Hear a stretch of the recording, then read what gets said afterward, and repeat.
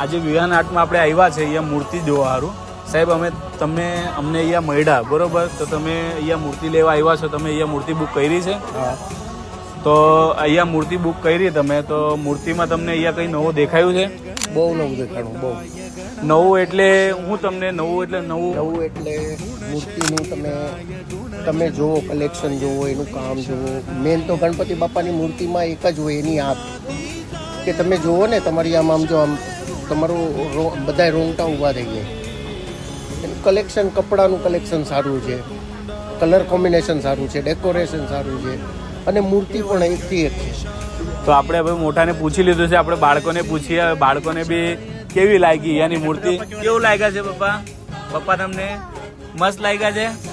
તમને કેવું લાગ્યા છે? તમને બી બહુ મસ્ત લાગ્યા છે. હવે બેન તમે? તો હવે એના આપણે ઓનરને બોલાવી લઈએ. બાય ડે. જય શ્રી ગણેશ. જય શ્રી ગણેશ, જય શ્રી ગણેશ. તો આ કસ્ટમર અમારા વિહાન આર્ટમાં આવ્યા છે, વરાછાથી આવ્યા છે. તો અમને ખૂબ આનંદ આવ્યો આ કસ્ટમર સાથે જોડાઈને.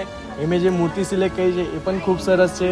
બસ અમે એ જ માન્યતા રાખીએ છીએ કે શ્રદ્ધાથી લઈ જાય, દિલથી પૂજા કરે અને આવતા વર્ષે પણ અમારા સાથે જોડાઈ રહે. બોલો જય શ્રી ગણેશાય.